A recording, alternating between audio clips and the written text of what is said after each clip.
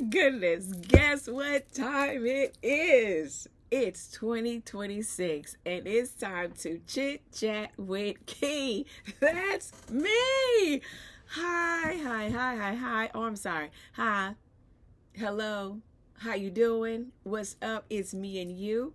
Oh my God, I'm so excited. I'm looking forward to showing and sharing 2026 with you. All the new ideas, the classes, everything I have going on. I'm looking forward to connecting with you. So let's get started. Let's let's just get into it. Do me a favor. If you like the content that I'm sharing with you, or if you would like to see something new, just hit me up. Just email me, go to my website. I'll tag that all in there. But if you would like to see more, if you'd like to see some online classes, because I'm going to challenge myself. It's 2026. I'm going to challenge myself. I'm going to take a leap of faith without looking first. Let me say it again. I'm going to take a leap of faith without looking first, because if I look, then I'm going to question myself. So again, thank you for chiming in. It's time for Chit Chat with Key. So guess what we're going to start off with? We're going to start off with my dress collection. Now, a lot of you are aware that yours truly, yes, me, I love dressing in the vintage of the 1950s. It's something about that era, the way those women were dressed, the way they would carry themselves. You know, they were just elegant. They were prettier than a martini, baby. I'm just saying. But it was something about the way those women carried themselves. They were petite. They were ladylike. They were dressed to a T, from head to toe. Right arm, left arm, shoulders pulled back, stepped high, hair, everything was in place in the way it was supposed to be. Now, this is what I have for you. I'm going to share my dress collection with you, which is my favorite collection. But let me tell you why I'm sharing this collection with you, because I have to go back and honor my mother. You see, my mother worked in a garment district here in Kansas City at Brandon Pewix for 60 plus years. My mother made all of our clothes. When I tell you my mother made all our clothes, she made all of our clothes. As young as I can remember, all the way until high school, she made my daughter's, my children's clothes. She made my granddaughter. Anything that she can get her hold to, she made it. So due to my mother working in a garment district and making all of my clothing, and due to me loving the 1950s eras, and I have a couple of patterns too, I decided to put those two together and create art. Remember, I told you I was going to start talking about my art process, my practice, and how things come together to assist me with building an inspiring educational historical collection for myself, but so I can give pieces back to people that remind them of, I remember when. First piece I'm going to show to you, this is a 16 by 24. Now, I want to make sure I let you know, this fabric is from Tanzania. It's not, you can't go to any local store here in the United States and purchase this fabric at all. But I did this collection with a couple of young girls for Miss Juneteenth in 2024. And all the girls had to make a dress.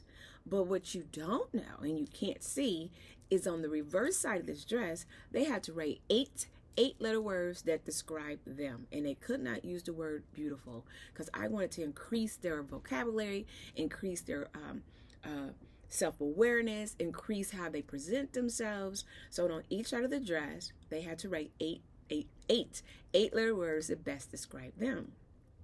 I hand draw out the pattern, which is a best thing for me to do, is to hand draw it. And then in my class, when I do the workshop, what people will do is they will take the dress that I've done, they will trace out that dress, and then they put it on another piece of material, and it's like a paylon. And on that piece, what they do is, that is where they will do their part, is putting their pieces together. Now, the beauty part about these pieces is, which you can't see, that I had to teach myself, is I have to give myself an extra half-inch seam, an extra half-inch piece of fabric, a half-inch piece of fabric to wrap it around this other material. Now, what I've done is I painted this canvas completely all black.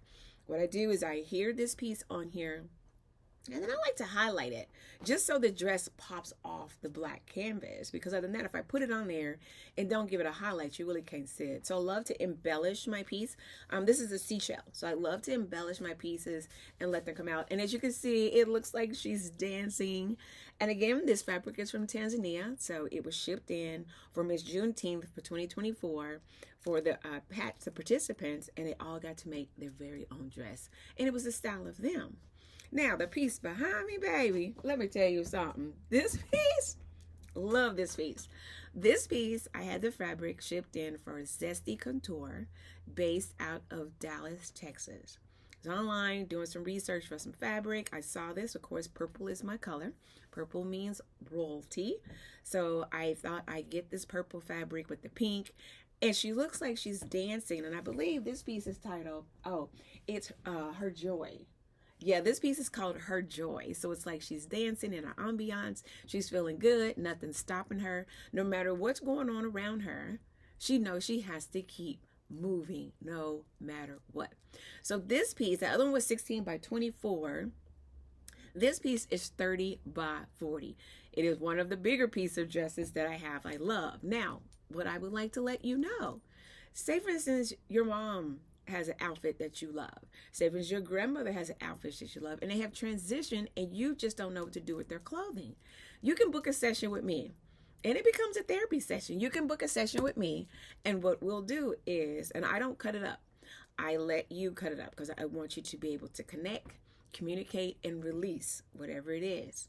And you'll have a session. Now on the inside of the dress, you're going to write a love letter to your mother, or you're going to write a love letter to your grandmother, or you write a love letter to yourself. You may just want to make a piece of yourself. You know, say if there's an outfit that you don't want to wear anymore, you don't want to get rid of it, but it's still your favorite outfit, you can do that as well. The beauty part about it is it's about a 2-hour session, 2.5-hour session. And it could just be me and you, or it could be me, you, and your girlfriends, however you choose to do it. The title of the session is Look What I Made. So that'll be the title of the session is Look What I Made, or Let's Play Dress Up. It depends on which one you want to do. I will supply all of the materials. You do not have to worry about the materials. You just tell me what size that you're interested in doing, and that will determine the price for you doing that session. I just want to make sure I'm very clear with that. But this piece was titled Her Joy because I had an exhibition in 2025 that was titled 2024 or 2025, one of those two. It was called Her Story Too. And in the collection, I had all these dresses that I had in the collection, and I had faces that represent my mother with the afro, of course. And before people got to see the exhibit, because the title was Her Story, like history, I decided to call it Her Story. And it was featured in March of 2024, 2025, give or take. The beauty part of the exhibition is, and some of you know me, I will have a storytelling, a one-woman show. So I like to do a one-woman show first, and then you get to see the exhibition. So it's like a win-win, so you can connect with it. So at the time when this piece was on display with 7 other pieces, I portrayed Elizabeth Betsy Coleman. That's the piece. I also had the honor of portraying Miss Ida B. Wells Burnett and Ella Fitzgerald. And so what the intake was, people had an opportunity to see these 3 Afro-American women in history, but see the connection with a young Afro-American female artist depicting the life and story of Afro-American women in history. So this concludes our session today. Again, this is Chit Chat with Key. Thank you so much for your support. Thank you for following. I really, really appreciate it. This is something I had to connect with myself and decide that I want to do, because I was a little afraid to do videos, and I don't know why, but you know, there's always something that'll hold you back from doing what you want to do to assist you with soaring. So I said, you know, I'm going to start doing monthly videos or weekly videos, whatever comes, and just share my practice, my summary of work. And I also encourage you to come by and check out my studio, which is at Inglewood Row, Creative Spark Gallery. We're at 10922 East Winter Road. Usually I'm at my studio on Saturdays, which I'll go back and I'm going to start hosting classes, one-on-one sessions, you name it. I will keep you posted. We're most definitely, I'm always at the gallery on third Friday.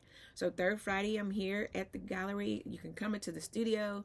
You can talk. We can chit chat. There's a piece you see. You can purchase it. If there's a class that you want, you can take a class. But for now, I just want to tell you, thank you so much. I am so glad I can come to you and you enjoy the stories that I have about my artistic journey. So again, from me to you, thank you for tuning in for Chit Chat with Key. Yes, that's me.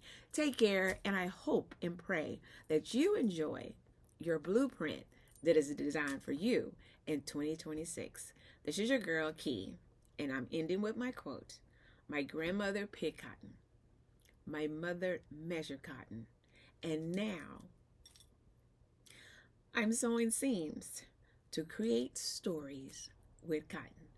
Ashe, take care. Talk to you later.